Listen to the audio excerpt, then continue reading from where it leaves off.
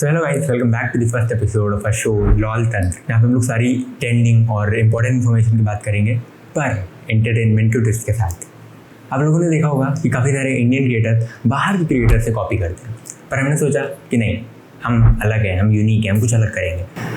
तो हम बाहर की जगह इंडियन क्रिएटर से ही अपना कंटेंट कॉपी करेंगे। नहीं मजाक कर रहा हूँ, but shout out to Sunday show वाले सार्थक भैया, क्योंकि उनसे हम लोग कॉपी तो नहीं बट इंस्पिरेशन जरूर लेंगे। सो या moving on to the first चीज़ जो काफ़ी ज़्यादा ट्रेंड में रही इस हफ्ते। तो भी हम लोग बढ़ते हैं अपने पहले सेगमेंट की तरफ, मेन हेडलाइंस।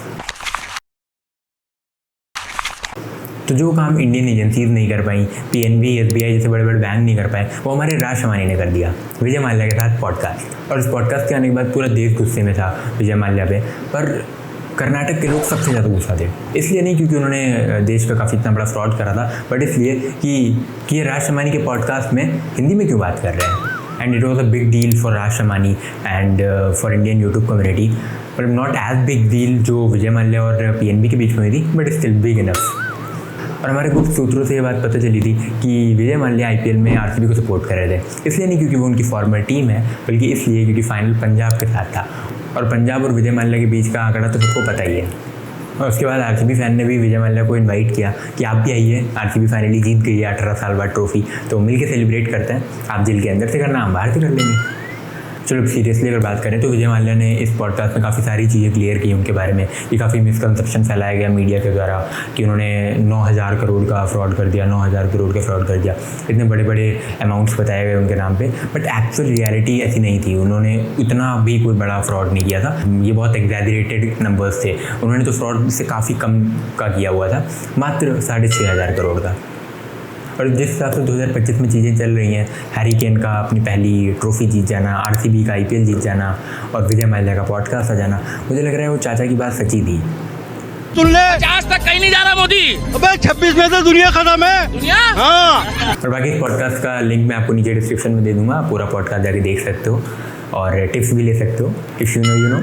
नहीं मैं कर रहा हूँ, फिर मत हो जाना। Now moving on to the second news, जो कि थी एक और कंट्रोवर्सी जो हुई थी, जो काफ़ी पुरानी है, हम थोड़े से लेट हैं, पर सुन लो।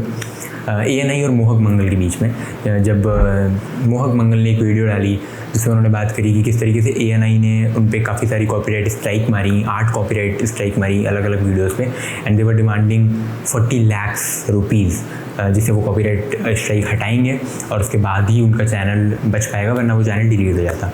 इसके ऊपर मोहक मंगल ने एक डेडिकेटेड वीडियो बनाई और काफ़ी सारे यूट्यूबर्स साथ में आए, because a lot of them were facing the similar problem कि ANI की बहुत छोटी सी क्लिप, 2, 3, 5 सेकेंड की क्लिप्स यूज़ करने पे भी उन्हें कॉपीराइट स्ट्राइक पड़ रही थी।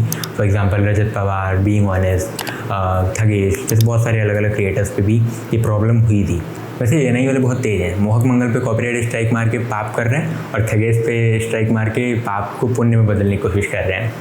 इसके बाद काफ़ी सारे लोगों के 2 अलग अलग ओपिनियंस हो गए, क्योंकि एक पर्टिकुलर ग्रुप ऑफ लोग कह रहे थे कि उनका अधिकार है, उनका कंटेंट है, तो अगर आप यूज़ करोगे बिना उनकी परमिशन के तो आपको कॉपीराइट स्ट्राइक भी मारी जा सकती है। May be it is not morally correct but it is legally correct. और दूसरा तबका था जो बोल रहा था कि फिर ऐसा है तो काफ़ी सारी एक्सक्लूसिव क्लिप्स जो ANI के पास आती हैं वो दूसरे प्लेटफॉर्म्स पे भी शेयर करनी चाहिए, जिससे वो यूट्यूबर्स दूसरी प्लेटफॉर्म्स से वो क्लिप यूज़ कर सकें।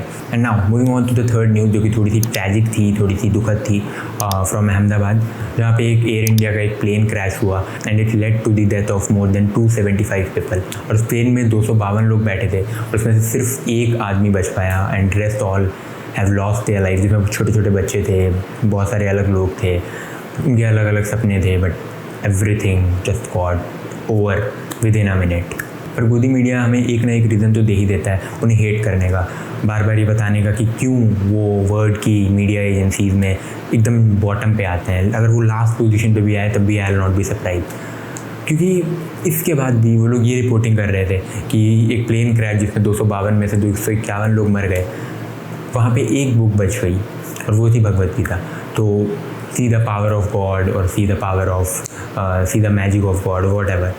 बट इन लोग को एक बात समझ नहीं आ रही है, if he could have saved that book, if God was actually that humble या फिर दैट गुड, तो फिर वो अपनी बुक को क्यों सेव करेगा? उसकी तो हज़ारों लाखों करोड़ों कॉपियाँ हैं ऑलरेडी इस दुनिया में। वो उन 250 लोगों की जानें जो एक बार गई तो दोबारा नहीं आती, उनको भी सेव कर सकता था।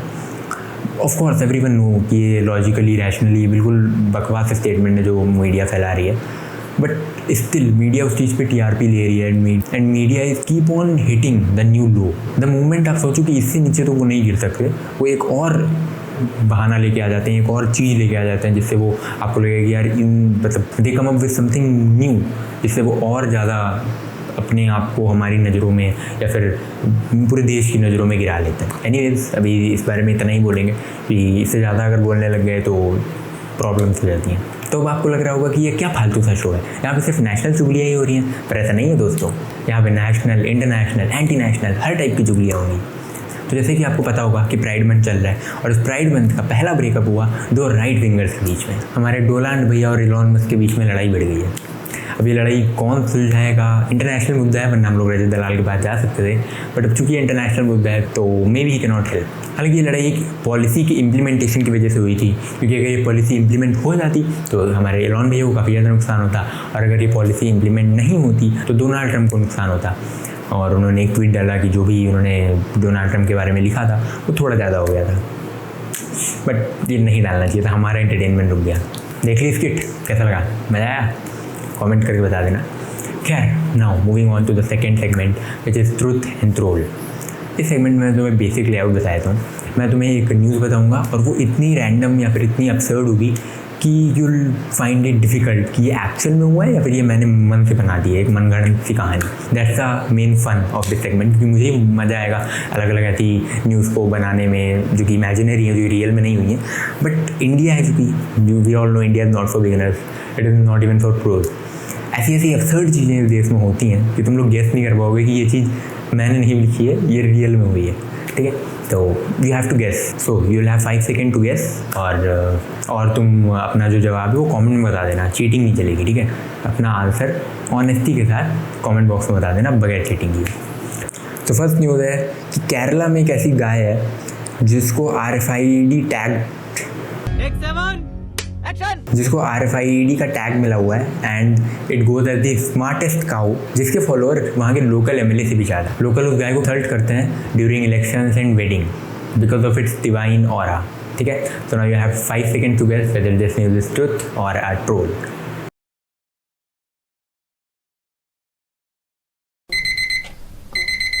सो this news is a troll. सच बताना, तुम लोग ये न्यूज़ इसलिए गेस कर पाए ना क्योंकि ये न्यूज़ केरला की थी, क्योंकि वहाँ पे एक बार को अर्नब गोस्वामी को इज्जत मिल सकती, पर गाय को इम्पॉसिबल। पर अगर यही सेम न्यूज़ में तुम लोग को यूपी का कह के चिपका था तो तुम लोग फटाक से मान जाते ना, क्योंकि यूपी में तो डिवाइन ऑरा की भी ज़रूरत नहीं है, अगर गाय है तो अपने आप में ही ऑरा है। नहीं गाइस, केरला में ऐसा कुछ नहीं चलता है, वहाँ पर तो सिर्फ अरे हटा इसको भाई, ये भी अगर चलता है तो पढ़ाई करने के बाद लिटरेसी रेट ख़राब नहीं होना चाहिए। तो अगली वाली की बारी, ठीक है, ये वाला गेस करना, ये वाला करना, तुम लोग ये नहीं कर पाओगे। Bangalore startup launches an app that lets you book.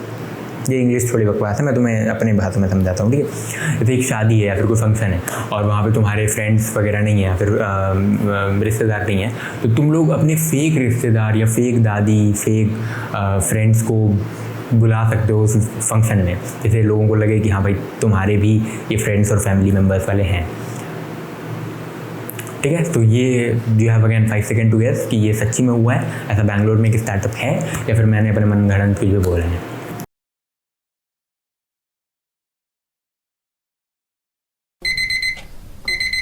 तो गाइज़ हाँ, ये एक ट्रू न्यूज़ है, क्योंकि बैंगलोर में एक्चुअल में एक ऐसा ऐप बनाया गया है एक स्टार्टअप के द्वारा जिस पे आप अपने फेक फैमिली मेम्बर्स और रिलेटिव्स को बुला सकते हो अपने फंक्शंस पे। सो नाउ इस ऐप ने हमें एक यूनिवर्सल प्रॉब्लम का सलूशन दे दिया है कि जब शादी में फूफा जी नाराज़ हो जाएं, then you know what app to use, right.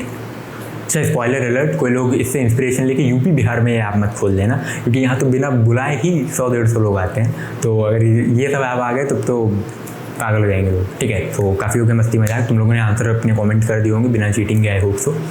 अभी बढ़ते हैं एक तीसरे सेगमेंट की तरफ, जो कि इस बारी on Thursday this segment will be called discussion of the week.